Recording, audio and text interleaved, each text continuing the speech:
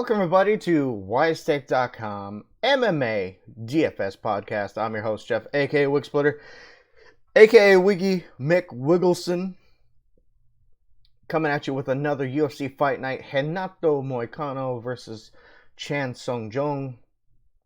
This should be a straight banger. Before I get into the action, if you're not already a WiseTech.com subscriber, head on over to WiseTech.com.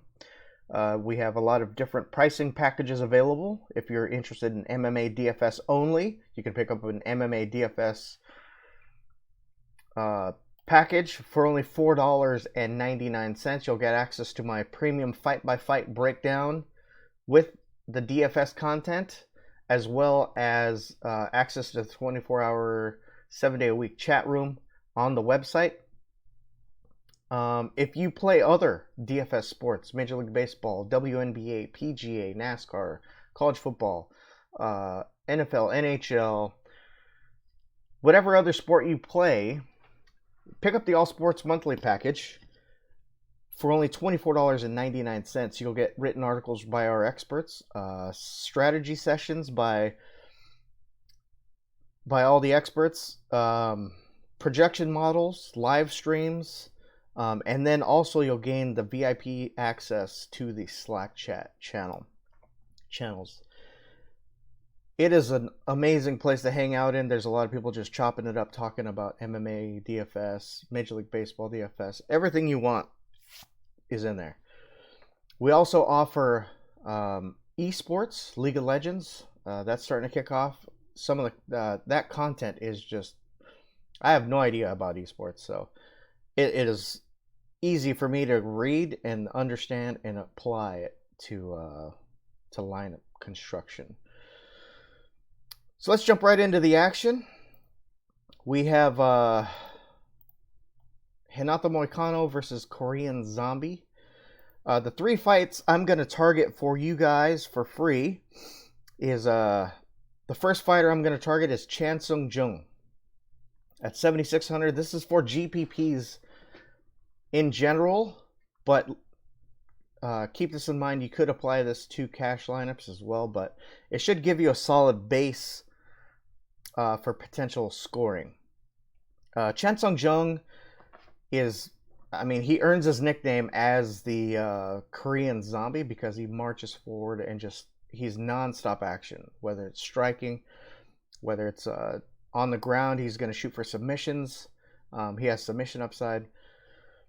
This kid is just crazy. He's going up against a guy, Renato Moicano, who has a similar type skill set.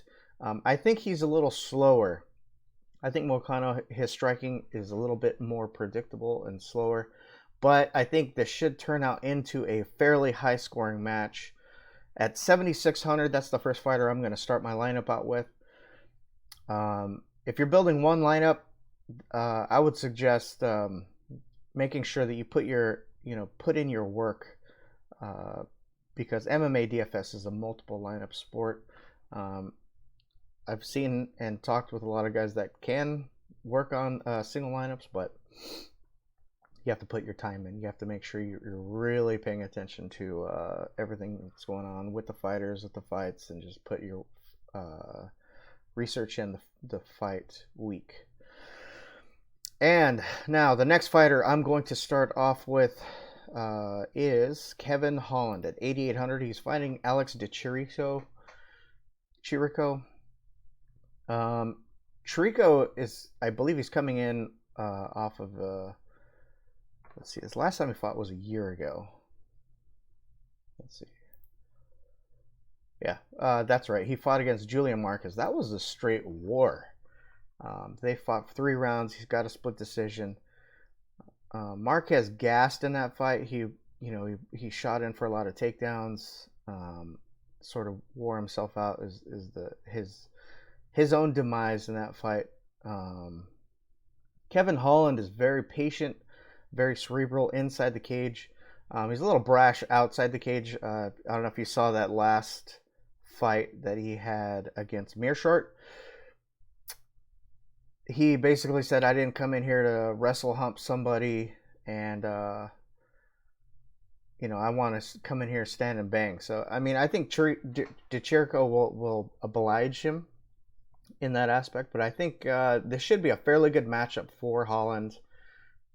He has the speed, the athleticism, and the length to potentially get a stoppage on Chirico in the second round, maybe early third round.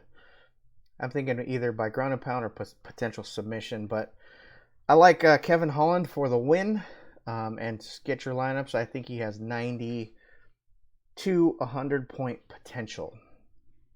And then the last fighter I'm going to target for GPPs is Randy Brown at 7,000. He's going up against a straight monster in Brian Barberena.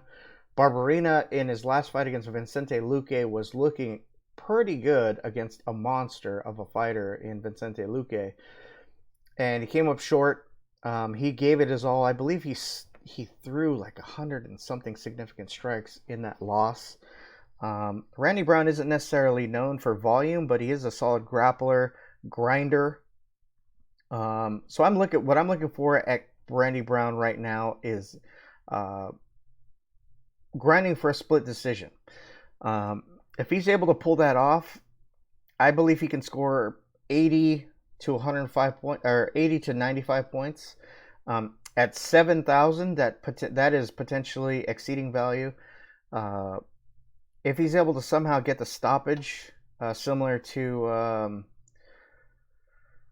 Vicente Luque, I don't think he has the same power as Luque. That's a definite. But I think his grappling, his defensive wrestling, and his overall offensive wrestling, his takedowns are pretty good. I think it should be a fairly hard fight, and at 7K, it should be close enough to where they potentially go for a split decision. At 7K, if he's able to pull that off, he's definitely going to pay off his salary. And to find value on this card, you don't want to dig too deep. I think Randy Brown and the fighting style of Barberena give him a great opportunity to win. So if you are not already a WiseTech.com subscriber, make sure if you're watching this on YouTube or Facebook, make sure you hit that like button, hit the share button. If you're listening to us on Podbean or iTunes, make sure you leave us that 5-star review. You can follow me on Twitter at JEFPO. Hit me up for any questions you may have. Also, you can follow us on Wise at Wise_take. All of the information will be down below in the description section. I look forward to seeing you guys in the premium Slack chat. If not, I look forward to seeing you on the website. It's only $4.99. It's less than a Happy Meal. I appreciate you guys listening to me talk about MMA and DFS. Make sure you hit that like button. Leave comments down below what you would like to see me do different next time. If you want to see me do different picks, if you want to see me do cash lineup or GPP, or who I think will finish fights, who has the higher three fighters I think who will have a higher probability for finish. Let me know in the comment section below. If not, no problem. You guys have a great afternoon, and as always, be safe and let's make that money.